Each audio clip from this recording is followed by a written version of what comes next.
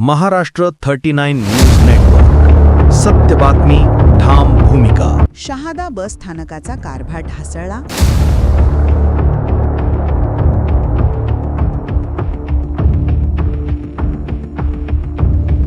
युवासेना शिवसेनेची धडक पाहणी। सुधारणा न झाल्यास आंदोलनाचा इशारा। युवासेना जिल्हाप्रमुख मोहित सिंग राजपूत यांच्या नेतृत्वाखाली सखोल तपासणी।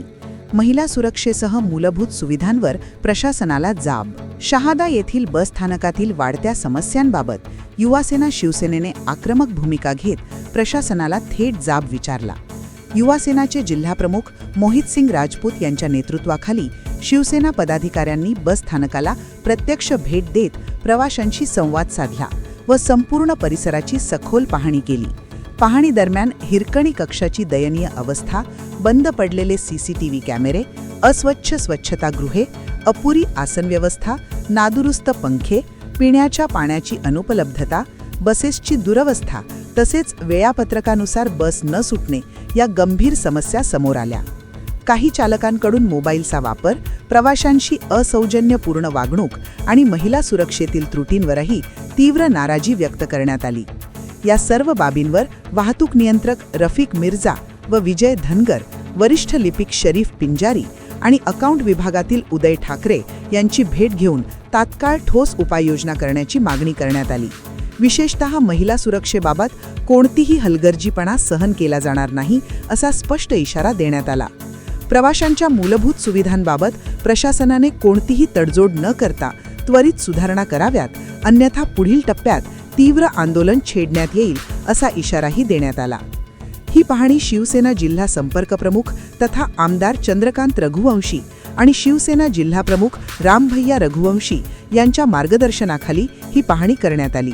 यावेळी युवासेनेचे उपजिल्हाप्रमुख राजरत्न बिरारे, शिवसेना शहादा तालुका प्रमुख मनलेश जायस्वाल, युवासेना शहादा शहर प्रमुख सागर चौधरी तसेच स्वप्नील पाटील, अर्जुन राजपूत आदी पदाधिकारी उपस्थित होते। महाराष्ट्र 39 न्यूज नेटवर्कसाठी दर्शन राजपूत, शहादा। जय महाराष्ट्र। आज आम्ही नंदुरबार जिल्हा युवा सेनेच्या वतीने आमदार भैयासाहेब चंद्रकांतजी रघुवंशी व शिवसेना जिल्हा प्रमुख आदरणीय भैयासाहेब रामभैया रघुवंशी यांच्या आदेशाने मार्गदर्शनाखाली शहादा बस स्थानकाला भेट दिली असता इतर सोयी सुविधांचा अभाव दिसून आलेला आहे। पंखा, सीसीटीव्ही हे जीर्ण अवस्थेत आढळून आलेला आहे। कुठल्या प्रकारची इतर साफसफाई वगैरे काही नाही आहे। अनेक प्रवाशांना अडचणीला रोज सामोरे जावं लागत आहे। महिलांच्या सिक्युरिटीसाठी सीसीटीव्ही जे पाहिजे होते तेही बंद अवस्थेत आहेत। खरं म्हणजे आगार प्रमुखांनी पण याच्याकडे लक्ष दिलं गेलं पाहिजे की आपल्यावर फार मोठी जबाबदारी असते। ठीक आहे, काही प्रमाणामध्ये त्यांनी चांगली व्यवस्था केलेली आहे, पण जे महत्वाच्या सोयी सुविधा आहेत त्या सोयी सुविधांपासून इकडचे प्रवासी लांबच राहिलेले आहेत। गेल्या अनेक वर्षापासून शहादा बस स्थानक हे जीर्ण अवस्थेत आहे। जसं की स्वातंत्र्य मिळालं का नाही हे शहादा बस स्थानकापासून आपल्याला कळत आहे आणि फार मोठ्या प्रवाशांना सामोरे जावं लागत असताना देखील इथं महिलांसाठी बसण्याची चांगली सोयी सुविधा नाही आहे।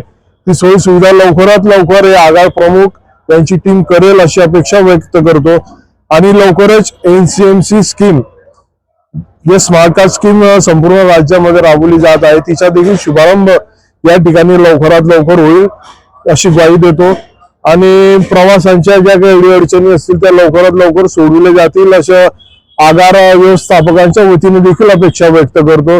जय हिंद।